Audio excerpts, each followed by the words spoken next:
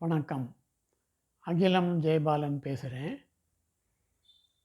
Export வியாபார நிலவரங்களை பற்றி தொடர்ந்து பேசிக்கிட்டு இருக்கோம். இப்போ இன்னைக்கு பேச போகிறது ஒரு வேறு சப்ஜெக்டு. அதாவது எக்ஸ்போர்ட்டுக்குள்ளே நுழையிறவங்க யாராக இருந்தாலும் அவங்க செய்யக்கூடிய செயல்கள், வேலைகள் அனைத்தும் மற்றவங்களில் இருந்து வேறுபட்டு ஒரு புதிய அணுகுமுறையாக இருந்தால் நல்லது. எல்லாரையும் மாதிரி நம்மளும் செய்வோம் அப்படின்னு நினைக்கிறது தப்பு. இப்போது பொதுவாக எக்ஸ்போர்ட்டுக்குள்ளே நுழையிற யாராக இருந்தாலும் முதல்ல அந்த லைசன்ஸ் வாங்குகிற வேலையை செஞ்சுக்கிட்டு இருக்காங்க. மற்ற வேலைகள்லாம் முக்கியம் இல்லை போல். ஆனால் என்னை பொறுத்த வரைக்கும்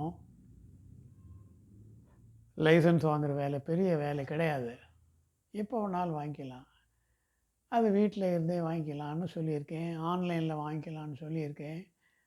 எங்கேயும் யாரையும் போய் பார்க்கணுன்னு அவசியம் இல்லைன்னு சொல்லியிருக்கேன்.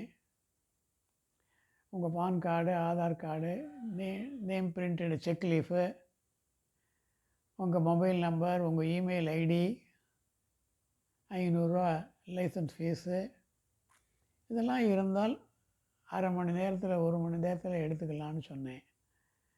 சில பேருக்கு டிஜிட்டல் சிக்னேச்சர் சர்டிஃபிகேட் அல்லது டிஜிட்டல் கீ தேவைப்படும். அவங்க அதை ரெடி பண்ணிக்கணும். அது தேவையில்லாதவங்க நேரடியாக லைசன்ஸ் அப்ளை பண்ணலாம். அப்போது முதல்ல செய்கிற வேலை என்ன அப்படின்னா, என்ன பொருளை விற்க போகிறோம் வெளிநாட்டில் அப்படிங்கிறத முதல்ல நம்ம பார்க்க வேண்டியது. இன்ன பொருளை விற்க போகிறோம் வெளிநாட்டில் அப்படின்னு முடிவு பண்ணணும். அப்போ நிறைய பொருள்களை பரிசீலனை பண்ணி பார்க்கணும். கம்ப்யூட்டர்லேயே பார்க்கலாம். எந்த பொருளுக்கு தேவைகள் அதிகமாக இருக்குது, எந்த பொருளை எக்ஸ்போர்ட் பண்ணினா நல்ல வியாபாரம் தொடரும், இப்படிங்கிறதெல்லாம் நிறைய பார்க்கலாம். நம்ம கம்ப்யூட்டரே பார்க்கலாம். அதே போல் எந்த நாட்டுக்கு அதை அனுப்பலாம்ங்கிறத தீர்மானம் பண்ணணும். அந்த நாட்டை முதல்ல டார்கெட் பண்ணணும். அதுக்கப்புறம் அந்த நாட்டில் ஒருவேளை ஒர்க் அவுட் ஆச்சு அப்படின்னா ரொம்ப சந்தோஷம். ஒர்க் அவுட் ஆகலைன்னா அடுத்து வேறு எந்த நாட்டை பார்க்கலாம். இதெல்லாம் கம்ப்யூட்டர்லேயே வேண்டிய தகவல்கள்லாம் கிடைக்கிது. அதை வச்சு நீங்கள் தீர்மானம் பண்ணணும். டிசைட் பண்ணதுக்கப்புறம் அந்த பொருள் எங்கே கிடைக்கிது, நமக்கு அருகாமையில் ஏதாவது கிடைக்கிதா, யார் யாரெல்லாம் உற்பத்தி பண்ணுறாங்க, யார் யாரெல்லாம் டீலிங் பண்ணுறாங்க, சப்ளை பண்ணுறாங்க அப்படிங்கிறெல்லாம் பரிசீலனை பார்த்தா அது நம்ம பக்கத்தில் அருகாமையில் கிடைக்கிற பொருளாக இருக்கணும்.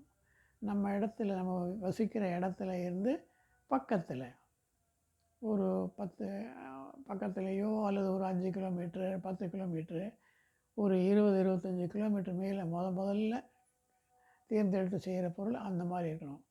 நீங்கள் போக போக போக போக போக எங்கே கிடைக்கிற பொருளாக இருந்தாலும் வாங்கி எக்ஸ்போர்ட் பண்ணுறதுக்கு முடியும். எக்ஸ்போர்ட்டில் 2 பிரிவுகள் இருக்கும்.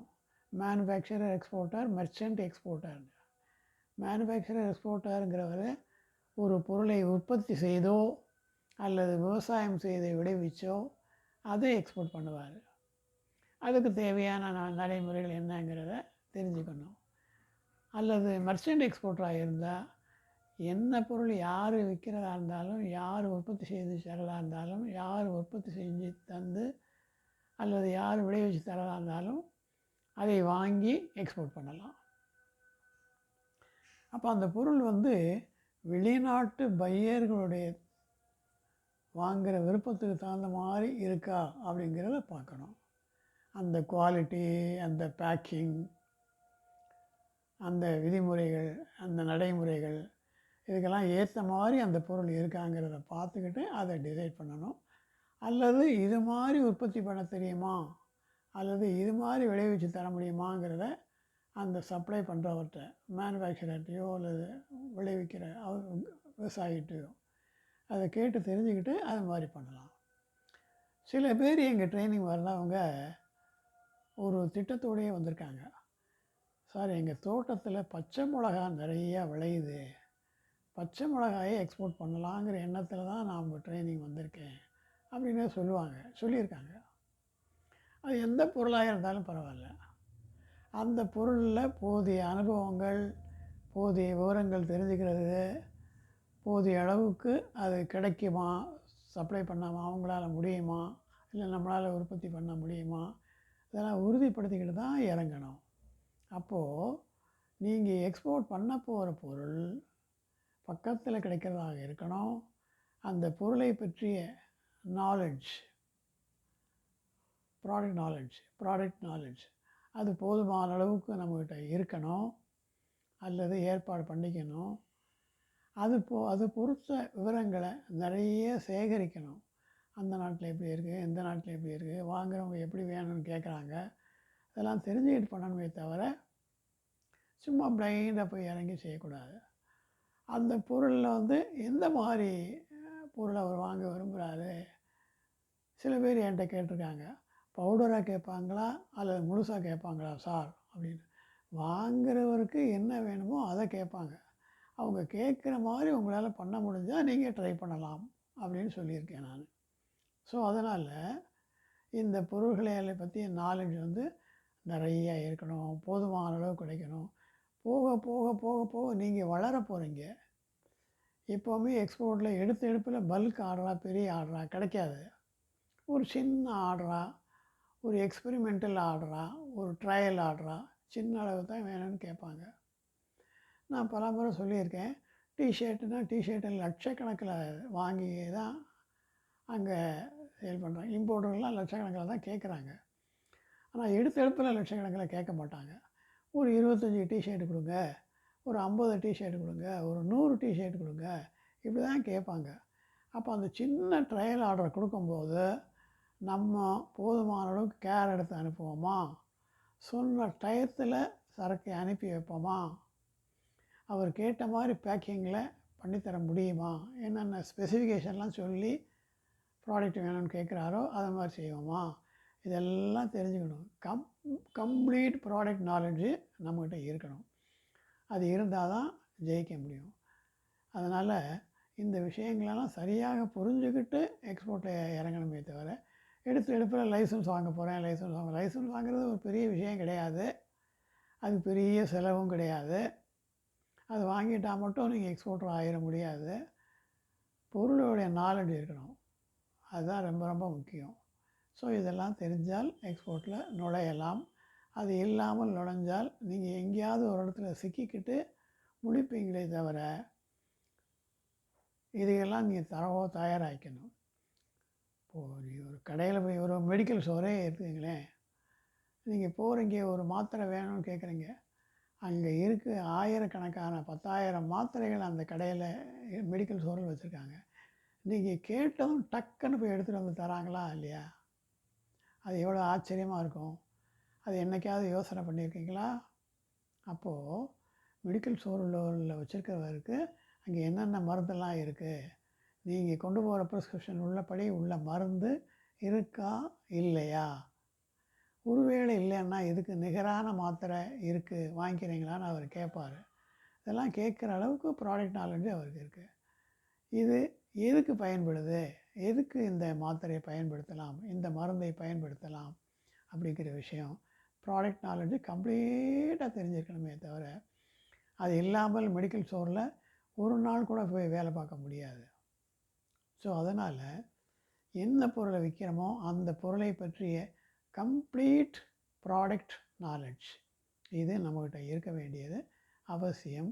வாங்குறவருக்கு எதெல்லாம் வேணும், எதெல்லாம் வாங்குவாங்க, எதெல்லாம் வாங்க மாட்டாங்க, என்ன குவாலிட்டியில் வேணும்னு கேட்பாங்க அப்படிங்கிறது பூரா நீங்கள் தரோவாக ஸ்டடி பண்ணி தெரிஞ்சுக்கிட்டு தான் எக்ஸ்போர்ட்டில் இறங்கணுமே தவிர இன்றைக்கே நுழைஞ்சி நாளைக்கே ஆர்டர் வாங்கி நாளை கழிச்சு சரக்கு அனுப்பி பேமெண்ட் வாங்கிடலான்னு நினைக்கிறது தப்பு.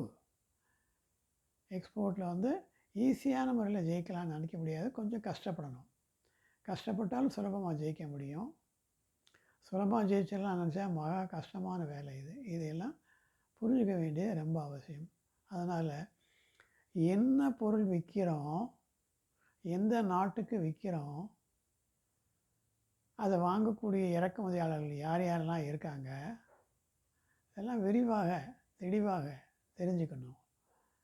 என்னை பொறுத்த வரைக்கும் பையர்கள் யார் யாரெல்லாம் எங்கெங்கெல்லாம் இருக்காங்கங்கிறதுக்கு கிட்டத்தட்ட 15-20 முறைகள் இருக்குது.